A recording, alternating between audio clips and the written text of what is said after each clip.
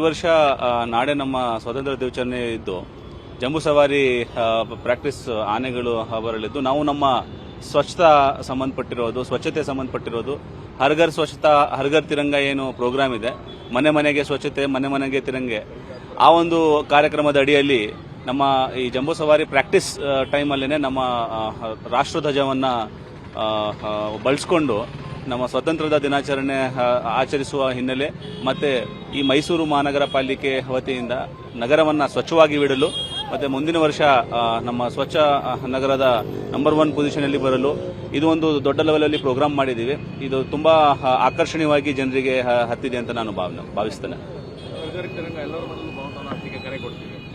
ಇದು 75ನೇ ವರ್ಷದಿಂದ ಇಲ್ಲಿವರೆಗೂ ಸ್ವತಂತ್ರದಿಂದ ಏನು 75 ವರ್ಷ ಆಗಿತ್ತು, ಅಲ್ಲಿಂದ ಇಲ್ಲಿವರೆಗೂ ರಾಷ್ಟ್ರ ಹಂತದಲ್ಲೇ ಪ್ರತಿ ಮನೆ ಮನೆಗೆ ತಿರಂಗ ಅನ್ನುವ ಲೆಕ್ಕದಲ್ಲಿ ಪ್ರೋಗ್ರಾಮವನ್ನು ಹಮ್ಮಿಕೊಂಡಿದ್ದು. ಈ ವರ್ಷ ಕೂಡ ನಾವು ಅದೇ ಮಾದರಿಯಲ್ಲಿ ಮಾಡ್ತೇವೆ.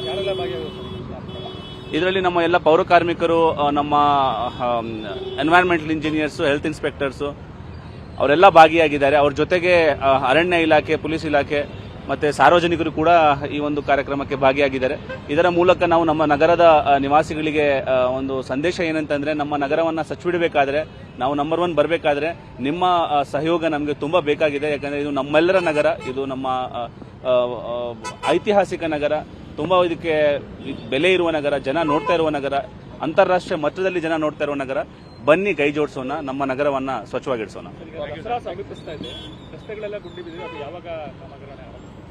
ಅದೆಲ್ಲ ಈಗಾಗಲೇ ಕಾಮಗಾರಿ ಪ್ರಾರಂಭಿಸಲಿಕ್ಕೆ ಚಾಲನೆ ಕೊಟ್ಟಿದ್ದೇವೆ. ಟೆಂಡರ್ ಎಲ್ಲ ಆಗಿ ವರ್ಕ್ ಆರ್ಡರ್ ಆಗಿದೆ. ಗುಂಡಿ ಮುಚ್ಚುವ ಕಾಮಗಾರಿ ಇಮಿಡಿಯೇಟ್ಲಿ ನಡೀತದೆ. ಕೆಲವು ಸ್ಟ್ರೆಚಸ್ ಡಾಂಬರೀಕರಣ ಮಾಡುವ ಕಾಮಗಾರಿ ಕೂಡ ಇಮಿಡಿಯೇಟ್ಲಿ ಒಂದು 15 ದಿವಸದ ಒಳಗಡೆ ಪ್ರಾರಂಭಿಸಿ ನಾವು ಮುಗಿಸ್ತೇವೆ. ಅದನ್ನು ಬಿಟ್ಟು ನಮ್ಮ ನಗರದ 18 ಪಾರ್ಕ್ಗಳನ್ನು ಅಲಂಕರಣ ಮಾಡಲಿಕ್ಕೆ ಕ್ರಿಯೆ ಯೋಜನೆ ಇಟ್ಕೊಂಡಿದ್ದೇವೆ. ಮತ್ತೆ ನಮ್ಮ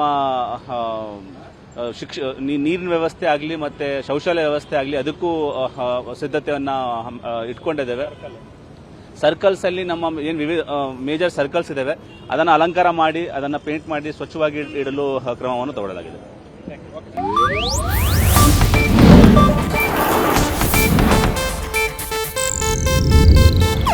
ಇದು ಏಷ್ಯಾನೆಟ್ ನ್ಯೂಸ್ ನೆಟ್ವರ್ಕ್ ಪ್ರಸ್ತುತಿ.